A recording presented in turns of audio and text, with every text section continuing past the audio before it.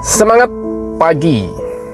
Nih saya ada lagu Abdakadabra, kusulap kamu jadilah.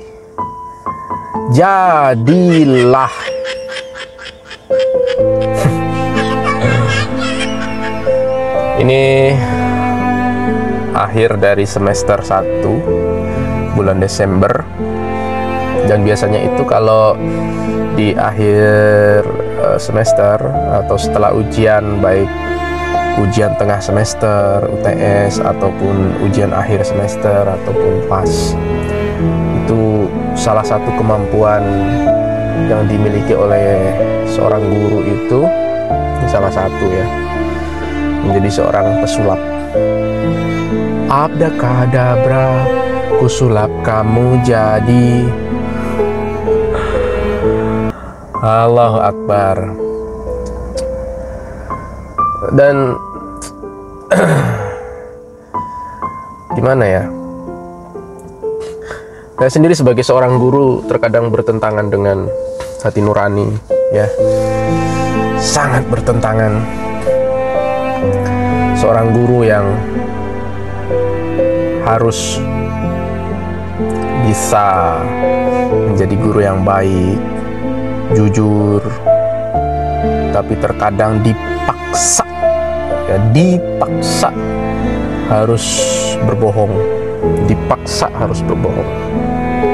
Misalnya ada anak yang dia nilai hariannya nggak lengkap atau bahkan nggak ada, bahkan alfanya banyak, sering nggak hadir, ketika pengambilan nilai dia nggak datang.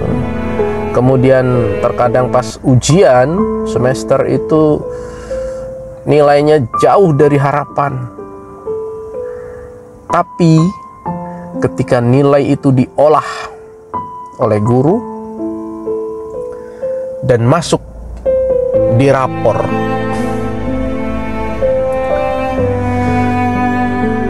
itu menjadi tekanan batin bagi seorang guru. Kalau dikasih nilai apa adanya, tentu nilainya akan jauh di bawah KKM. Dan ketika nilainya jauh di bawah KKM,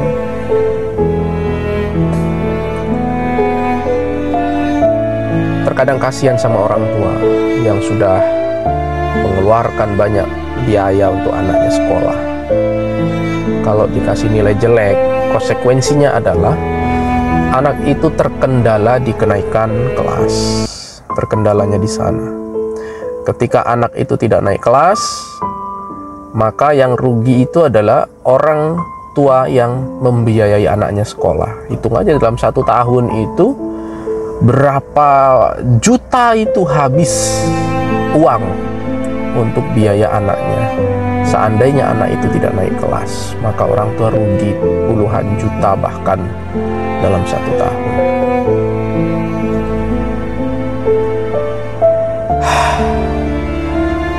Kalau kita kasih nilai bagus di rapor, KKM lah minimal, sedangkan anak itu dia tidak punya nilai harian, alfanya banyak, dan lain sebagainya, attitude-nya juga kurang, kita kasihlah nilai KKM. Kalau kata orang itu membantu siswa, tapi sebenarnya itu menjerumuskan siswa. Siswa yang malas mendapat nilai bagus, dia akan semakin malas. Dia akan berpikiran, ngapain capek-capek, ngapain rajin, ngapain bikin tugas, nilai di rapor aja bagus, ngapain capek-capek. Selain dari itu, terkadang guru itu ditekan juga oleh manajemen sekolah.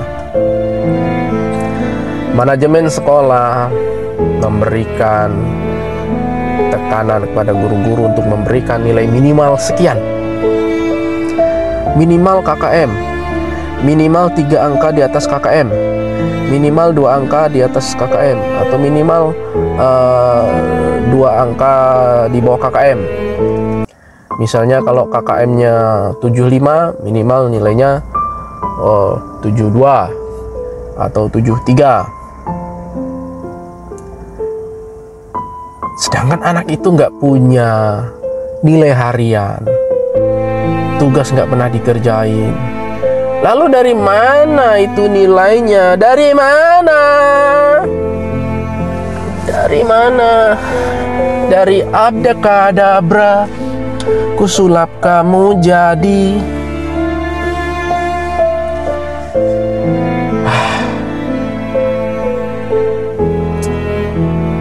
Terkadang itu ada juga rekan guru yang sinis gitu ya, ketika ada melihat guru yang memberikan nilai apa adanya.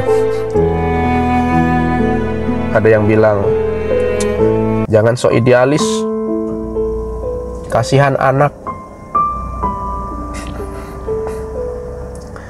Itu bukan kasihan anak, itu menjerumuskan anak. Memberikan nilai bagus sedangkan anak itu tidak punya nilai harian, itu menjerumuskan anak. Dan terkadang kita sebagai pendidik itu lupa bahwa apapun keputusan yang kita ambil itu ada efeknya. Apapun itu ada efeknya. Memang manajemen sekolah itu dia harus menjaga nama baik sekolah di mata masyarakat dan di mata dinas. Tetapi ketika ada manipulatif nilai di dalamnya, maka kualitas generasi ini yang akan dipertanggungjawabkan. Apakah guru tidak berdosa kalau memberikan nilai kebohongan? Kalau nilainya bagus di rapor, bagus di ijazah, tapi anak itu tidak memiliki skill, tidak memiliki kemampuan, apakah dia akan terpakai di dunia kerja? Apakah dia akan terpakai di masyarakat?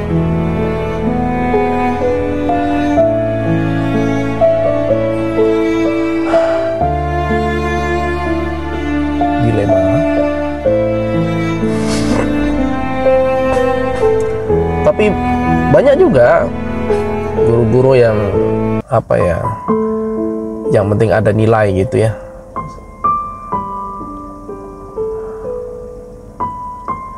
Ada juga yang penting memberikan nilai. Yang penting anak itu ada nilainya. Cuman saya berpesan kepada rekan-rekan guru, cobalah jujur. Cobalah untuk memberikan nilai anak itu apa adanya. Tidak perlulah ada KKM gitu ya, ataupun KKTP. Saya kira itu tidak perlu ada. Berikanlah nilai apa adanya sesuai kemampuan anak.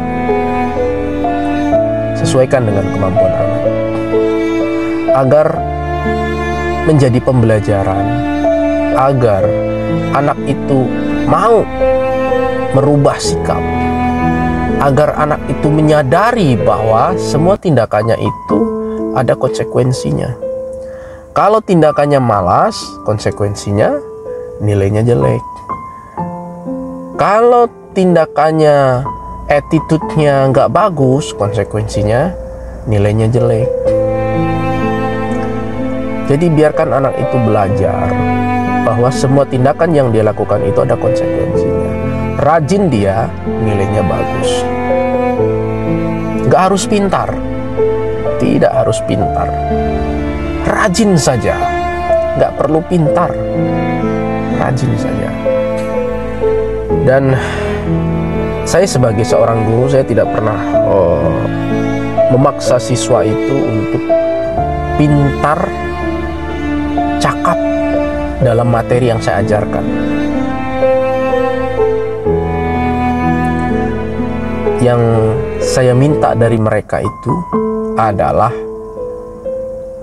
attitude-nya bagus, rajin dia masuk, memperhatikan apa yang disampaikan guru,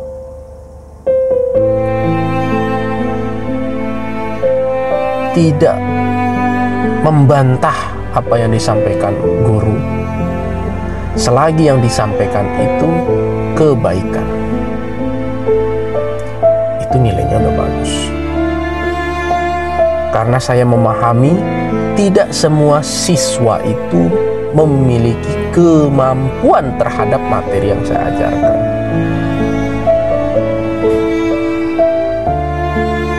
Tapi kalau untuk masalah kedisiplinan, attitude,